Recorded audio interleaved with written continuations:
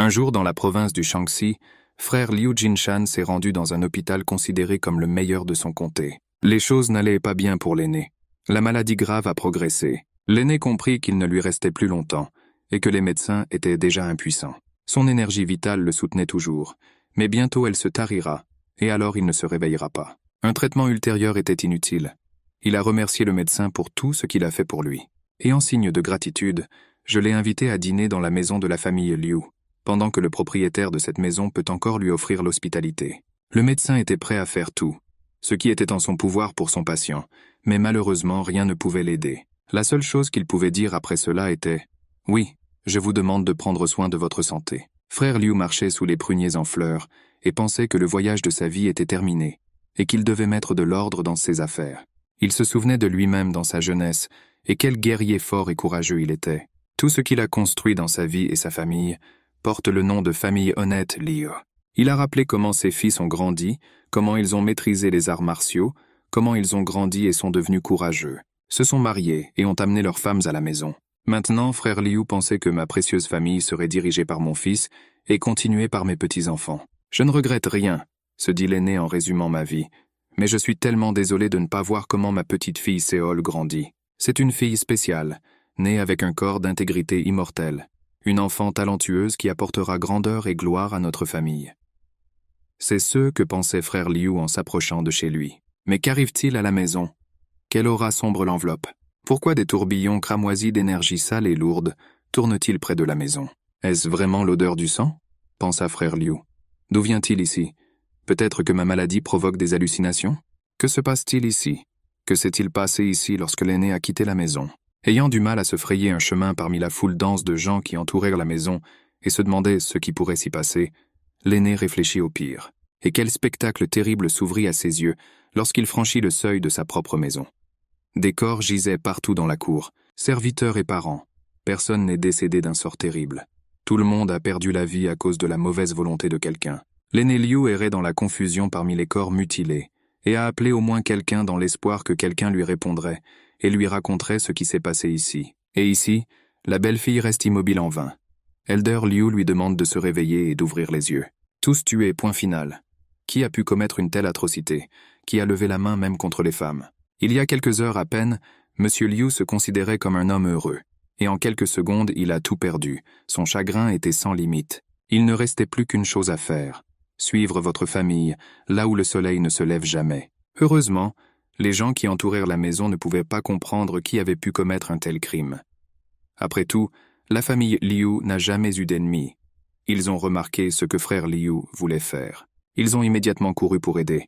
Ils disent que quelqu'un va venger votre famille, si tu fais ce que tu veux maintenant. Mais un vieil homme faible et impuissant peut-il se venger de quelqu'un? Surtout quand on ne sait pas sur qui se venger. Ça ne sert à rien. Je préférerais me suicider et aller rejoindre ma famille maintenant. Il semblait que rien n'arrêterait le vieil homme dans sa ferme intention. Mais tout à coup, de quelque part, on entendit le cri d'un enfant qui fut entendu par un vieil homme affligé. Le couteau a volé au sol, et les pleurs ont continué et continué. Les pleurs provenaient d'un grand tonneau posé dans la cour, lorsque Liu souleva le couvercle. Il a vu sa petite fille bien-aimée qui avait peur, et pleurait mais elle était bien vivante. Frère Liu a éprouvé à la fois de la joie et du chagrin. Ses yeux remplis de larmes de bonheur et de tristesse, Séol est vivant.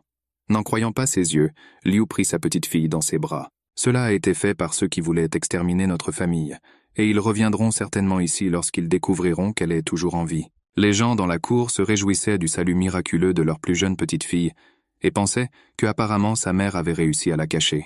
Avant que les voisins n'aient eu le temps de discuter de la bonne nouvelle, M. Liu est sorti de la maison, prêt à voyager. Il s'est tourné vers ses voisins avec sa dernière demande. « Aide-moi à enterrer ma famille. J'aimerais le faire moi-même, mais je dois partir immédiatement. Et devant tout le peuple et devant le ciel, je jure que je ne mourrai pas, avant d'avoir réchauffé la lance sacrée dans la famille, ou avec le sang des ennemis qui nous ont détruits. Mes fils, mes belles-filles, mes petits-enfants, pardonne-moi, pardonne-moi. » Avec ces mots, frère Liu prit sa petite fille et la lance sacrée et partit pour un long voyage. Il avait besoin de se dépêcher, mais cela faisait une vingtaine d'années qu'il n'avait pas utilisé l'art du mouvement rapide et du corps léger. Chaque cellule de son corps vieux et malade hurlait de douleur. Mais il savait que lui et sa petite fille devaient survivre, et c'est pourquoi il s'est précipité, surmontant la douleur et la fatigue. Attaque soudaine d'un homme en noir qui a sauté des buissons comme l'éclair. a pris frère Liu par surprise, et il a presque perdu l'équilibre, et est tombé au sol. Seules les compétences d'un combattant expérimenté qu'était Monsieur Liu dans sa jeunesse l'ont aidé à esquiver le coup. L'assassin qui a attaqué depuis l'embuscade était très rapide, mais ses mouvements semblaient primitifs à Monsieur Liu. J'ai un long chemin à parcourir, pensa Monsieur Liu. Je dois donc m'occuper de ce scélérat le plus rapidement possible. Mais la force n'était plus la même, et l'ancien tomba à terre, et le bandit crut que sa mission était enfin accomplie. Je pense que ma colonne vertébrale est cassée, pensa Monsieur Liu. Ce n'est pas surprenant car mon corps n'est plus capable de résister aux techniques de combat comme dans ma jeunesse. Je suis juste furieux. Point final, si j'avais un an de moins, ce décrocheur serait déjà mort, mais je dois protéger ma petite fille à tout prix. Et surmontant la douleur, Monsieur Liu s'est levé d'un bond, et s'est rapidement enfui de l'agresseur dès qu'il a pu. Un jeune guerrier en bonne santé courait aussi vite qu'il pouvait, après le vieil homme et l'enfant. Il était déterminé à accomplir son sale acte. Monsieur Liu a couru de toutes ses forces, et a seulement gémi à cause de la douleur dans ses os et ses muscles. Mais il ne s'est pas arrêté une seconde. Le dégénéré criait que c'était un meurtrier qui les poursuivait. Même si vous êtes un mercenaire, n'y a-t-il rien d'humain en vous?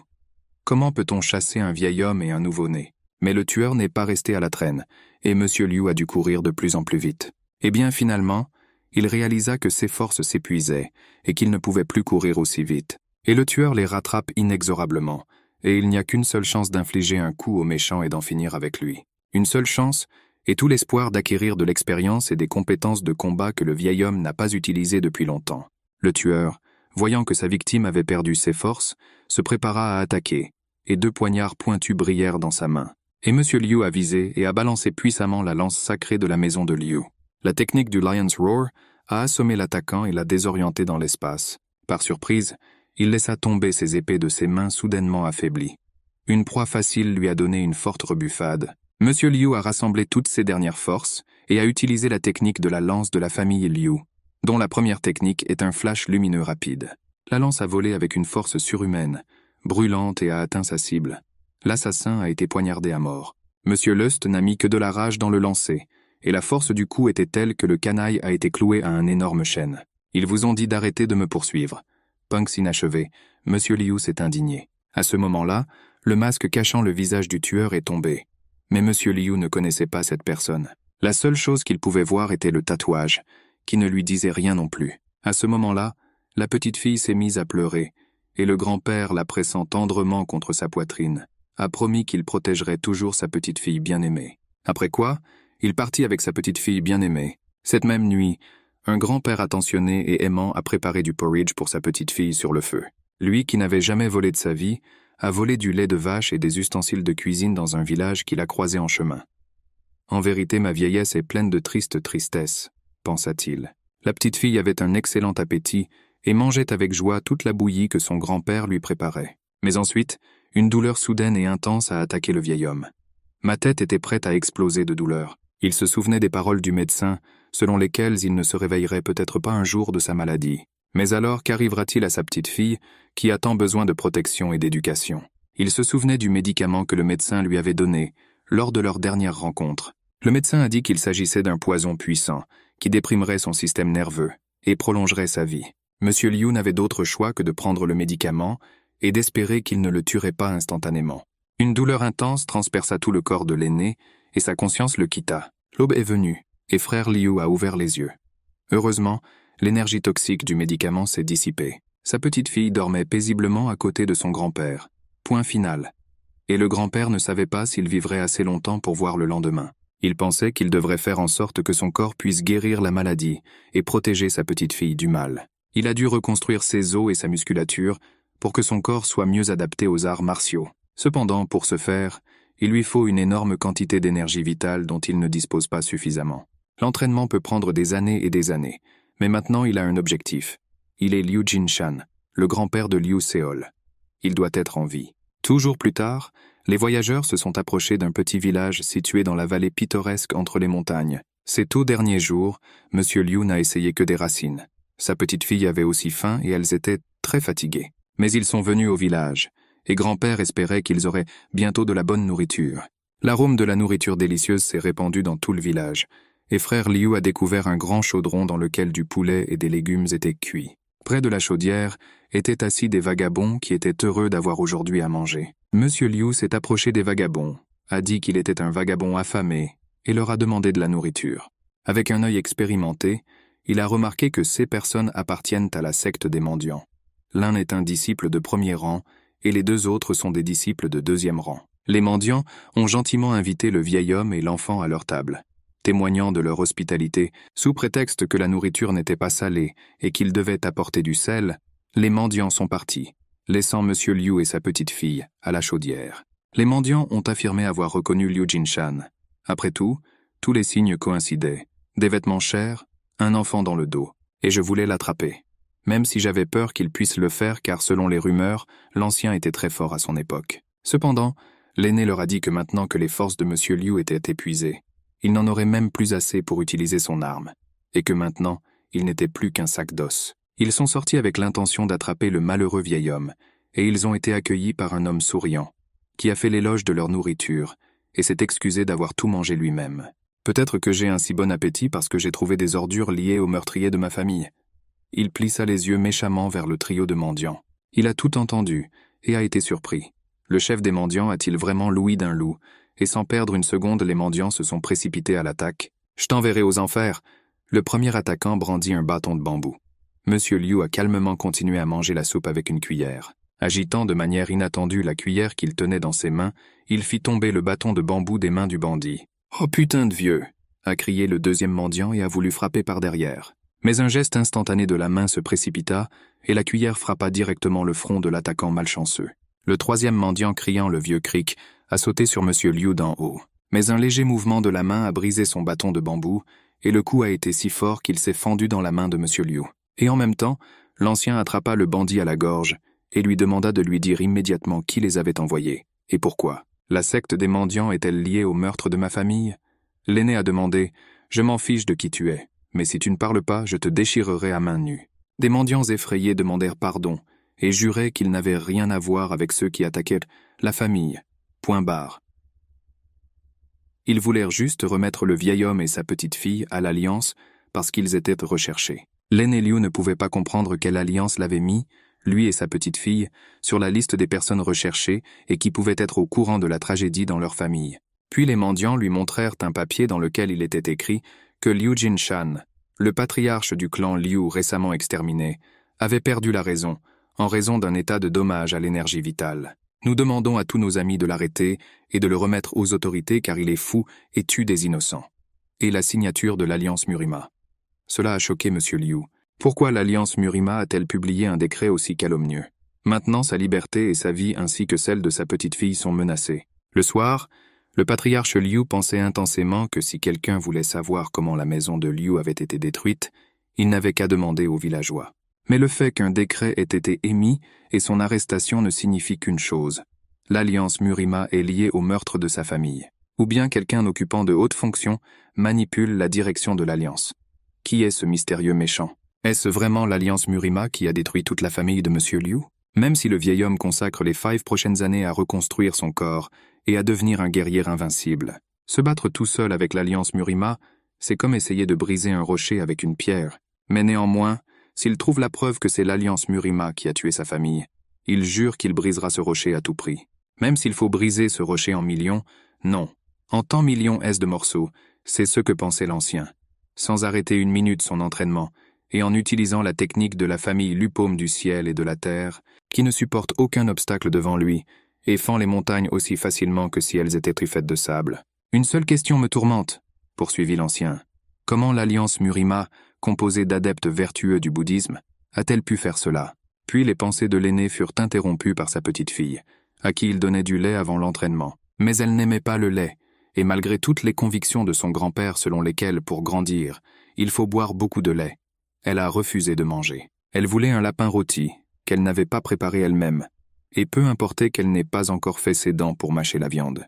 Indignée de ne pas avoir reçu de viande savoureuse, Siol a prononcé le premier mot de son grand-père, était ravie de la rapidité avec laquelle sa petite fille apprenait, et elle répétait sans cesse le grand-père de son grand-père. L'intégrité immortelle de son corps la rendait si inhabituelle. C'est tout simplement incroyable de voir à quel point elle grandit et se développe rapidement, pensa l'aîné. Il a dû aller au village chercher de quoi préparer du porridge pour le petit. Il souhaitait passer inaperçu car il ne savait pas dans quelle mesure l'ordre d'arrestation avait été diffusé. Heureusement, sur son chemin, il rencontra une femme à qui il demanda de nourrir l'enfant. Et la femme, voyant que le bébé allaitait, lui proposa, puisqu'elle venait d'accoucher, d'allaiter l'enfant. Nous avons eu la chance de rencontrer une âme si gentille. Comme vous l'avez dit, à une telle heure, M. Liu s'est détourné du lieu de nourrissage.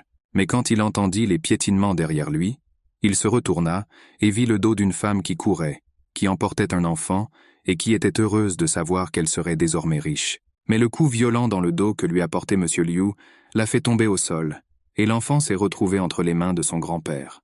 Même dans cet arrière-pays, des ordres ont été émis pour l'arrestation de Liu Jinshan en tant que criminel dangereux, et une grosse récompense a été attribuée pour sa capture. Et à côté du mandat d'arrêt, il y a une autre affiche qui dit que Liu Jinshan, désemparé, a kidnappé une fille nouveau-née qui portait un point avec lui et que celui qui sauvera la fille et livrera Murima à l'Alliance recevra une généreuse récompense. Qui dans l'Alliance a besoin d'une fille nouveau-née?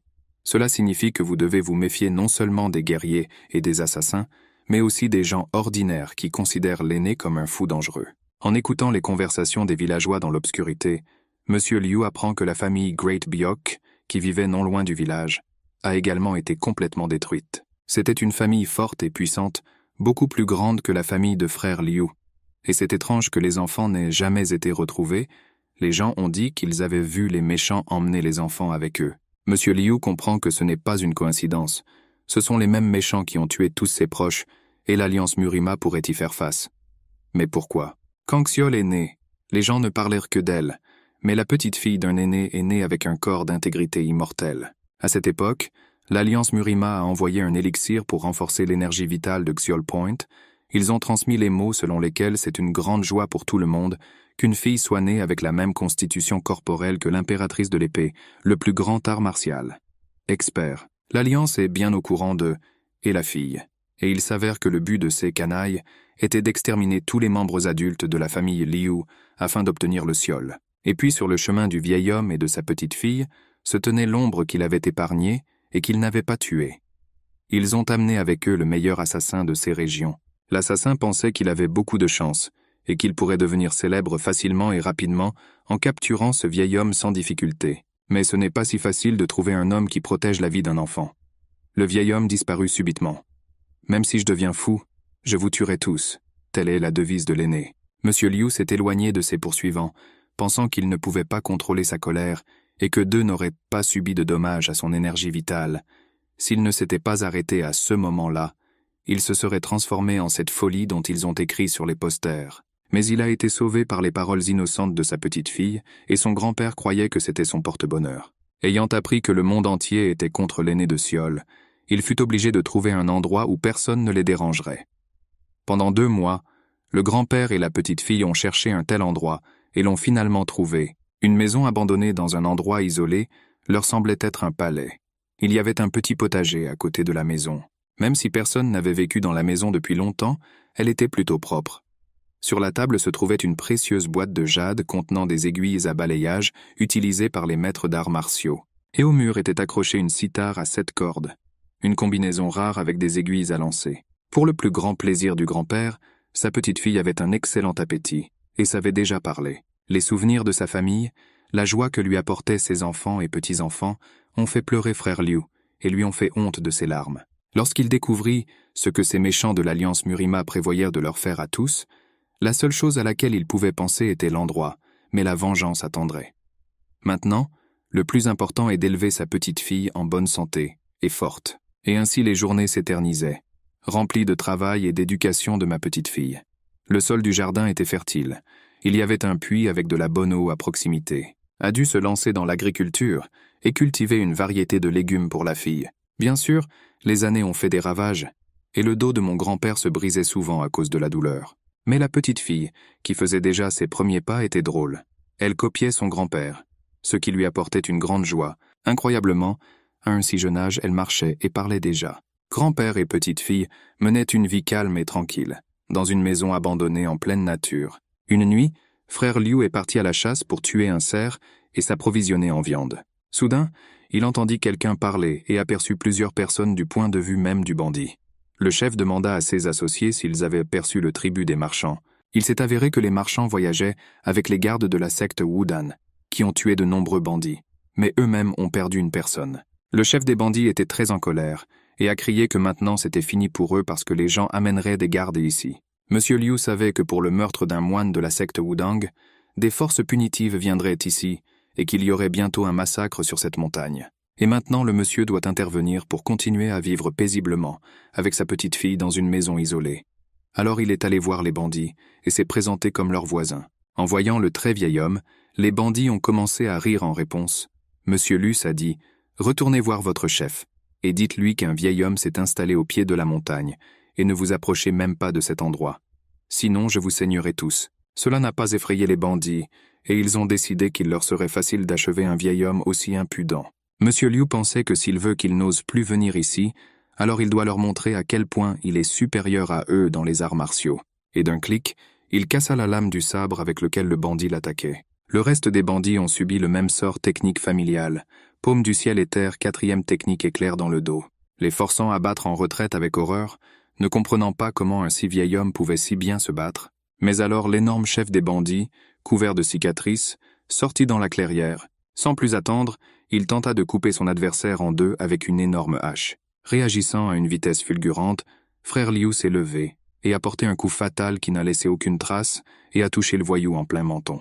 La hache s'est envolée des mains du bandit et le géant lui-même s'est envolé loin dans le ciel. Les voleurs se préparaient déjà à s'enfuir, mais ensuite M. Liu a été frappé par une autre crise de douleur. Profitant de l'état sans défense du vieil homme, les bandits se sont jetés sur lui et ont commencé à le battre. Et la conscience a quitté le malheureux M. Liu. Il s'est retrouvé enfermé dans une grotte de bandits, et ce qui l'inquiétait le plus était que sa petite fille était toute seule dans une maison abandonnée. Le principal chef des bandits a demandé pardon et a clairement indiqué qu'il savait à qui il avait affaire avec l'aîné de la famille, Liu. Le chef des bandits a libéré M. Liu et il a attaqué 16 ravisseurs avec une force incroyable. Comme le leader s'y attendait, ce vieil homme possède une quantité colossale d'énergie interne. Mais les autres membres du gang étaient très en colère contre le vieil homme et l'ont attaqué. Après avoir dispersé tous les assaillants, M. Liu s'est précipité chez sa petite fille. Mais toute une escouade d'archers s'est rassemblée pour l'arrêter et le tuer. Cependant, le dirigeant a interdit de tirer sur le vieil homme et a ordonné sa libération immédiate. Tous les membres du gang se demandaient pourquoi le chef avait laissé partir le vieil homme. Mais il a dit que le sort du gang de Black Sword Mountain dépend désormais de ce vieux bouc. Le grand-père s'est précipité plus vite que le vent vers sa petite-fille, et tous deux étaient heureux de se rencontrer. Soudain, des bandits se sont approchés de leur maison avec des excuses, et le chef lui-même a remis sa lance à l'aîné. Après avoir tué l'un des guerriers de la secte Wudang, une mort inévitable les attendait. Et bien sûr, ils voulaient obtenir le soutien d'un guerrier aussi puissant que l'aîné Liu. Déposé une offrande généreuse par terre, les bandits sont partis. Grand-père et petite-fille ont eu un merveilleux dîner avec ceux que les bandits leur ont apportés depuis longtemps.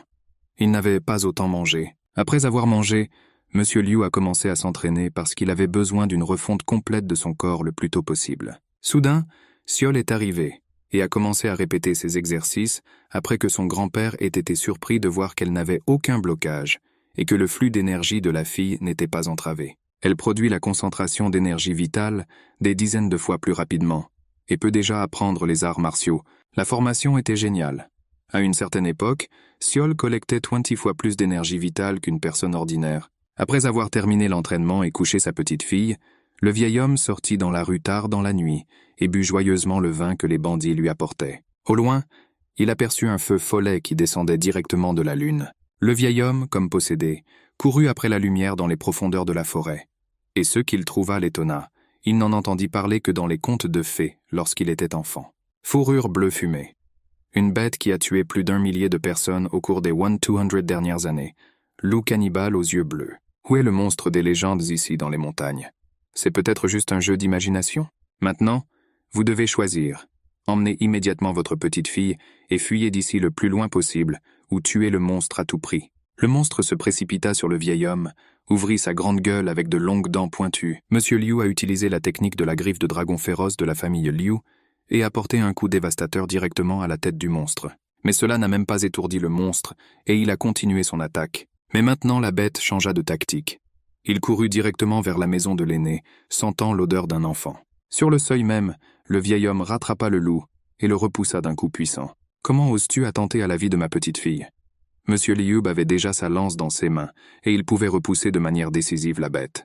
Pendant plusieurs secondes, la bête et l'homme se regardèrent dans les yeux. Puis le monstre a mis sa queue entre ses jambes et s'est retiré dans la forêt, ayant changé d'avis quant à son engagement dans la bataille. Mais le loup bleu ne quitte jamais la victime qu'il veut tuer. Il reste discret en attendant l'occasion d'attaquer. Donc Lord Zero devra être en alerte. L'endroit où vivait la petite fille devenait très dangereux. Il fallait donc le quitter. Et poussé par la noblesse, Monsieur Liu a décidé d'avertir les bandits du danger. Le camp des bandits a été détruit, et certains d'entre eux ont été tués. Les bandits survivants étaient très heureux que le vieil homme vienne vers eux.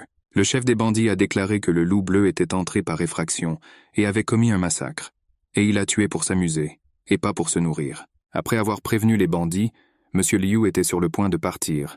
Mais les bandits lui ont fait comprendre qu'ils savaient qui il était et que malgré la généreuse récompense, ils n'allaient pas le remettre aux autorités. Ils étaient convaincus qu'il n'était pas fou et qu'il était persécuté pour des raisons politiques, et maintenant ils lui demandaient de les aider au moins à vaincre le loup bleu.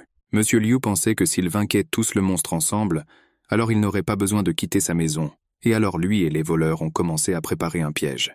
La nuit, le loup bleu partait à la chasse dans l'espoir de faire encore plus de victimes.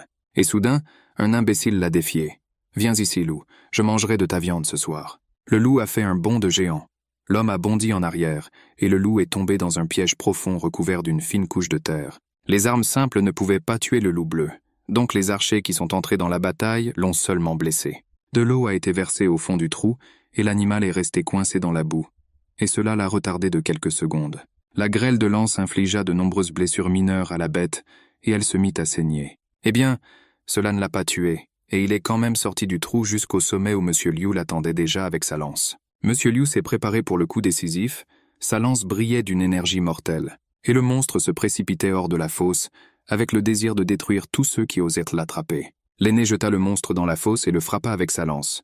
Au fond étroit de la fosse, le loup ne pouvait pas combattre à pleine puissance. Lorsque les gens effrayés se sont approchés du bord de la fosse, ils ont vu Monsieur Liu épuisé et fatigué, et le loup bleu tué. Malgré la fatigue, l'aîné se sentait jeune et plein d'énergie, comme au temps de sa lointaine jeunesse. Après la bataille, Monsieur Liu est rentré chez lui et a eu une autre attaque. Il a de nouveau perdu connaissance, et à son réveil, il a vu que sa petite fille, en redirigeant les flux d'énergie, était capable de reconstruire son corps. Et maintenant, malgré le fait qu'elle soit née récemment, elle renaîtra dans une nouvelle coquille énergétique. Elle a récemment fait ses premiers pas, et court désormais avec confiance.